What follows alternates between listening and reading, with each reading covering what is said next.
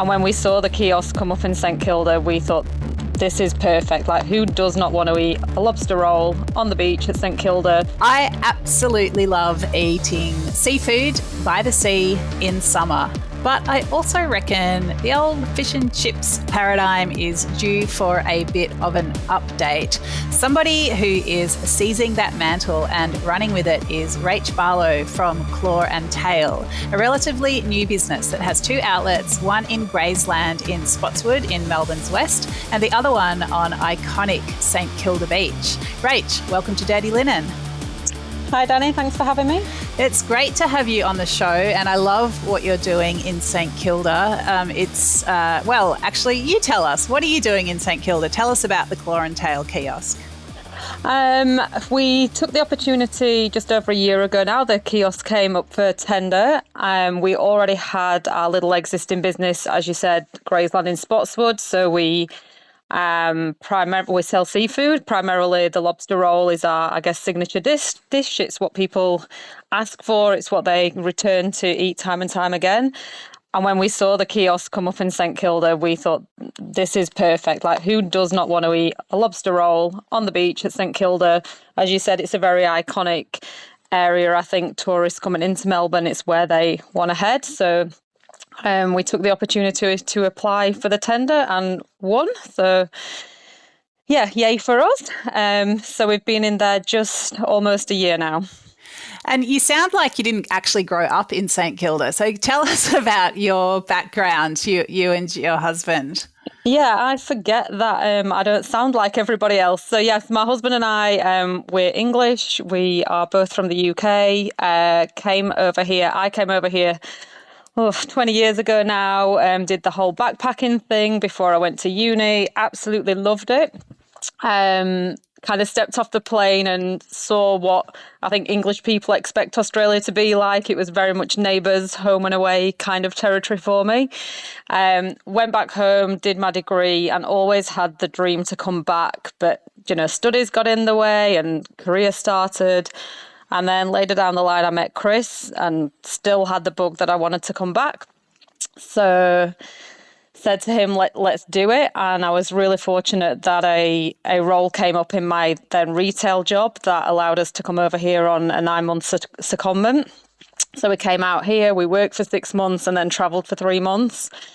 Chris fell in love with Australia and with particularly Melbourne too. So we went home, applied for our visas and came back in 2015. Wow, such a great story. And tell us a bit about your skills and your careers because, you mentioned retail. Tell us about Chris.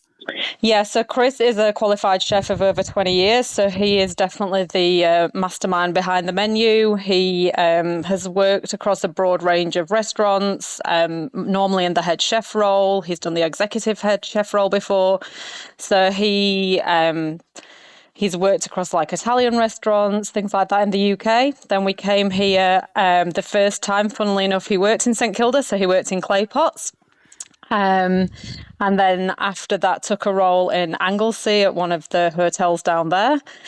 So he's had a good bit of experience, I guess, across the UK and Australia, but then across different varieties of menus and foods. But his passion to eat and to cook is definitely seafood. So that was where the menu came into play. Yeah, so interesting. Clay Pots is such an iconic seafood restaurant in St Kilda, and Anglesey a popular destination, especially at this time of year, just at the start of the Great Ocean Road. Rach, you mentioned your retail history. Tell us about the job that you came to Melbourne to do. Yes, I originally was working for a little clothing boutique in the UK. They were at the time expanding over here. So I came out in kind of a training and mentoring role. So they had a little store opening in Melbourne Central, but they also then opened a concession within Maya. So at the time, I didn't really know what Maya was, to be honest. I just knew that it was a department store in Australia. It didn't take long for me to realise how iconic that business is. Got to work in Maya Melbourne as the little concession manager while we were here on the secondment. And then when we came back in 2015, there was a role available in that store as the assistant store manager.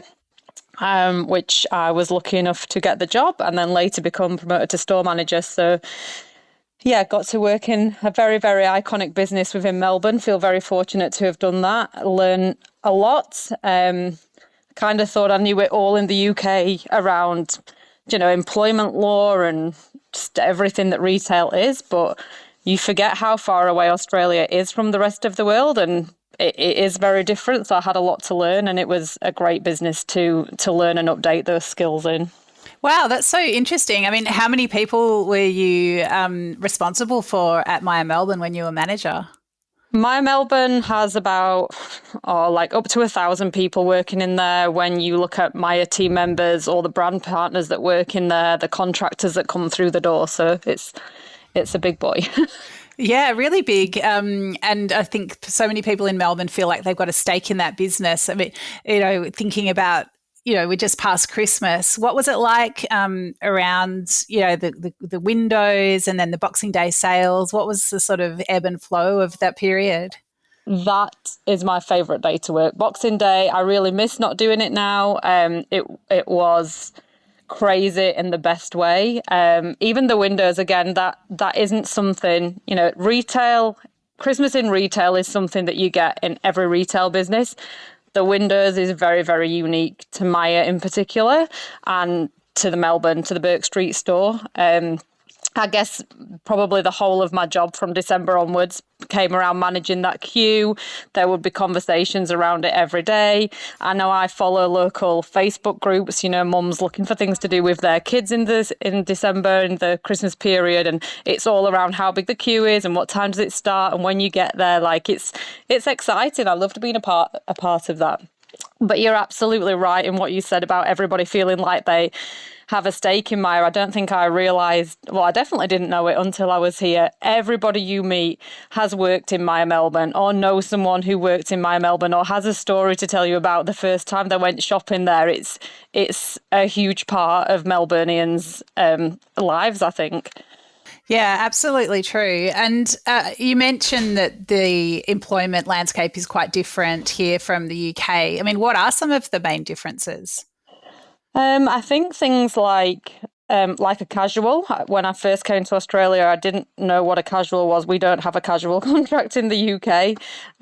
So that was very different for me to have this person that could work for you that, they weren't obligated to commit to certain hours, but as the employer, you weren't either. I found that very strange. And it was quite difficult to work with in the beginning because I was used to people having set contracts and they knew that they had to work X amount of hours a week. Of course, they could be available for overtime or not, but you knew that you'd got that base kind of contract tied in. The penalty rates, that's something that's quite different to the UK. So I guess just getting your head around that very quickly. I joined Myer at Christmas, so I had to very, very quickly find my feet with what the rules were, because it was so different. Wow, that's amazing. It's much more different than I would have imagined as well. So yeah, I can imagine that's a massive learning curve. What about the change from running this massive store to starting your own small business? I mean, what are the similarities and differences?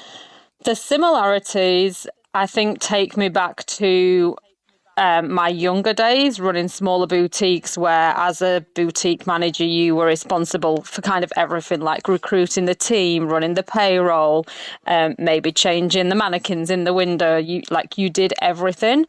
Whereas then when you get to a large store like Myer, you have a team of, you might have 3 or 4 people in an office who solely run compliance for you or solely run security or payroll. So I think the similarities with our small business were going back to what I'd first learned. And I guess things that are challenging are that everything is reliant on you in the small business. And sometimes you have this business plan because that's been second nature to me to do that for so many years. And I know that these are the things I want to do in the next 3 to 6 months. But in reality, I very often don't cross those things off the list because something happens and it pushes your things further down the tick list. If somebody leaves your business or there's a new ruling comes into place, it's up to you to kind of investigate all the information around that and make sure you're doing the right thing. Again, if I think about Maya, you'd get an email from head office saying, here's a law that's changed today, or here's the pay rate that's changed today. That's very much on you to go and check. In a small business, there's kind of no one that drip feeds that information to you. So I guess sometimes that can be a frustration because it can really slow down what you would like to do. But then I think the wins kind of outweigh that as well, because when you do get something across the line, you know that you've done that all, you've achieved it all by yourself. Interesting. And what about the difference between retail and hospitality generally or specifically? I mean, I'm sure, Chris has come home over the years and said, oh, this happened, that happened, but is it different to be really embedded in food and drink? I think they're actually very similar. Like, they're both known to not have the best pay across both categories. They're both known for people in both industries to work really hard.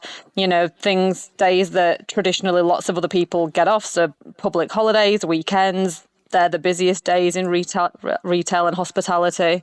So I actually find that they're very, very similar, and they both really boil back down to customer service. They both rely so heavily on customers obviously coming into their businesses and the service that you provide.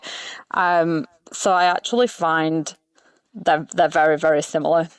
That's really interesting. And what do you think about my view that fish and chips was due for an update? How do you feel about what you're offering as part of that sort of general food by the beach sort of scenario? Yeah, we were a little bit nervous to not, I guess, be a fish and chip vendor there. We were kind of like, is this what we should do instead of the lobster roll? I know as part of our tender application, we had to ensure that we weren't obviously encroaching on any neighbouring businesses and that we were adding, I guess, an extra level as opposed to taking business from someone else. And there are so many great options for fish and chips down there already. We kind of don't want to redo what's already being done. So I guess we took a bit of a chance and we said, look, we'll shy away from that and we'll go with the lobster roll and the half grilled lobster, and we'll stick to, I guess, seafood. And so far that seems to be working for us. Tell us about some of the other dishes that you offer, because the menu's pretty tight, but then there's variety as well. Yeah, it's we're obviously really limited on space, so we have to keep it pretty niche. So the lobster roll definitely is the main dish, I would say, but we do then offer a king prawn roll. It's kind of Asian inspired, has a bit of a kick to it, just so that we've got the balance of two options. Not everybody loves the lobster roll. We do the half grilled lobster then. I think that just probably has a little bit more substance to that dish.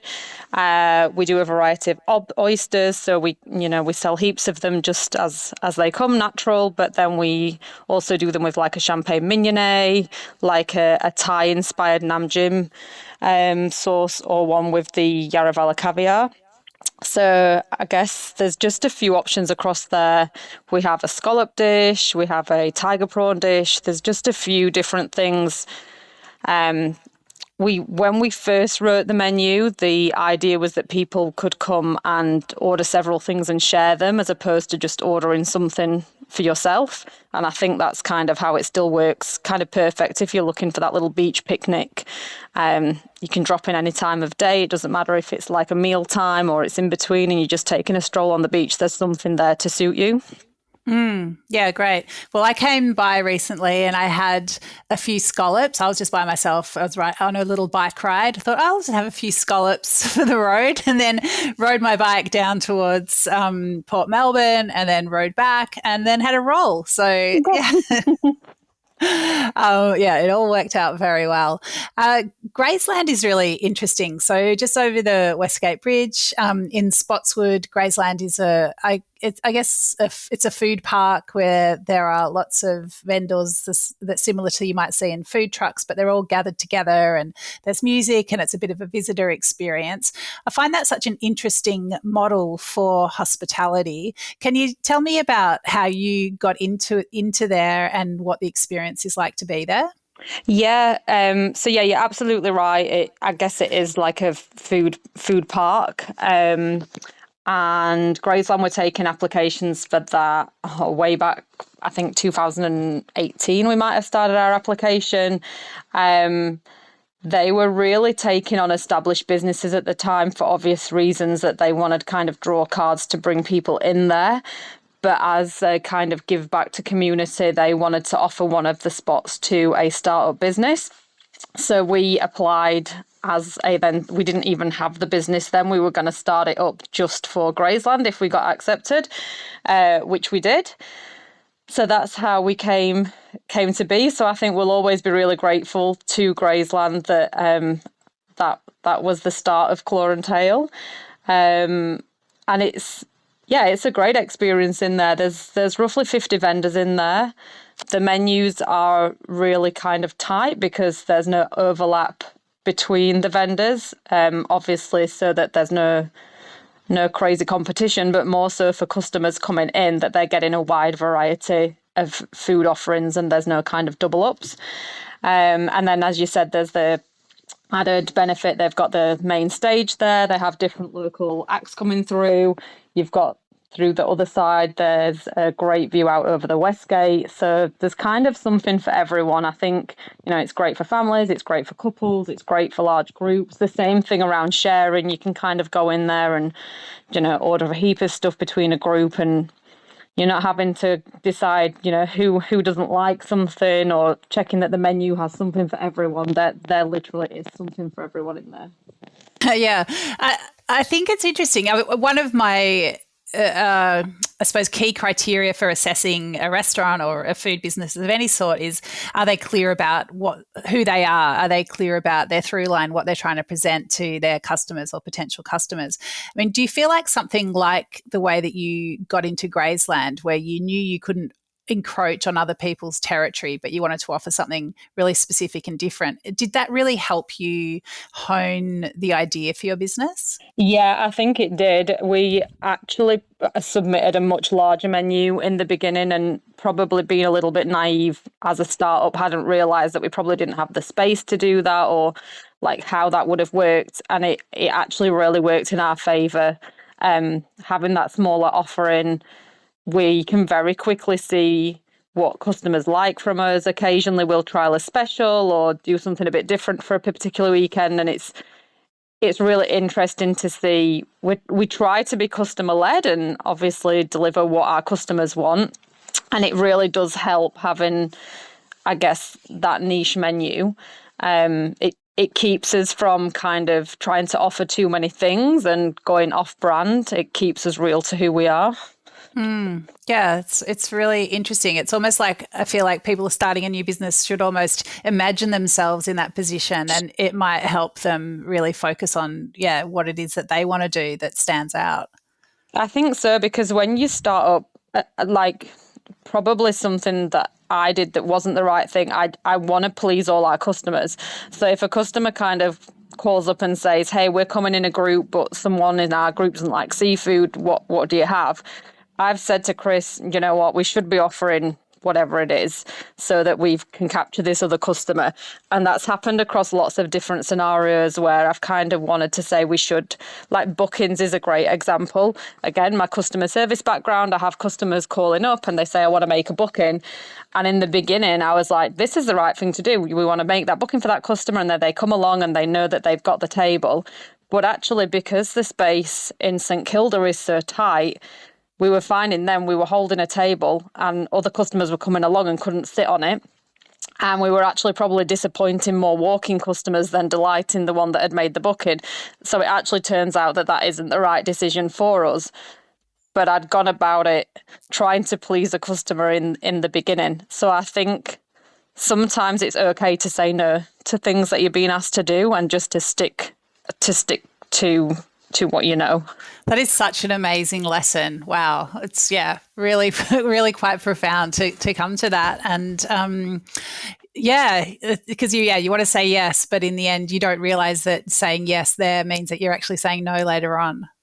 Yeah, we've definitely, it's been a good year in St Kilda, but it's been one of trial and error as well. And sometimes things have seemed disappointing to us because, we've tried to do something, then maybe it hasn't worked. But actually, I think it's a good thing ultimately, because you really learn what does work for your location. Again, St Kilda is different to Graysland. You wouldn't think it. They're only kind of the bridge apart, but because of the makeup of both businesses and where they are and who's coming in, it is different. So it's just working out what works well for each one. And you mentioned, when you have a win, it's because you created it. I mean, what are some of the really great moments? What do you love? What makes you smile about being there?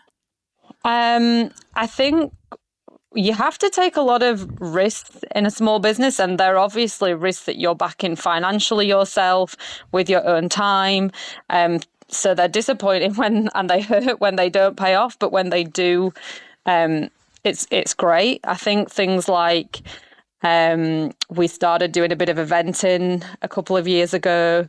We've done some tiny events, we've done some big events, and it's just finding out the ones that work for us. So not last year, the year before, we did the Melbourne show. Again, very iconic. We kind of felt like, as food retailers, if we were going to do pop-ups, that was one that we wanted to do. We did Paran Market as well. So we know that when we've done things like that and the great feedback we've had, they've definitely been wins for us, because we know that the food doesn't just work for Graysland. We knew that it was going to be a hit in St Kilda, because anywhere we'd kind of taken it on the road had been a win. But I think ultimately it's that win. We have 3 children, Chris and I, and it's true what they say. When you make a sale like in a big restaurant or a big store, that money's going off corporate wherever. When someone makes a sale in a small business, they're paying for our kids' swimming lessons or dance lessons or whatever it might be. Like that. That's what I think is exciting.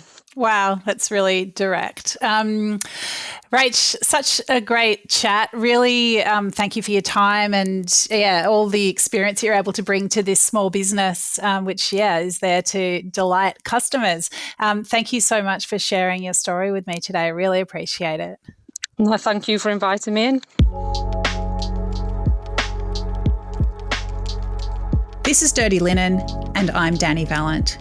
We air the issues that the hospitality industry finds hard to talk about, hearing from different people with unique perspectives. We want to hear from you as well.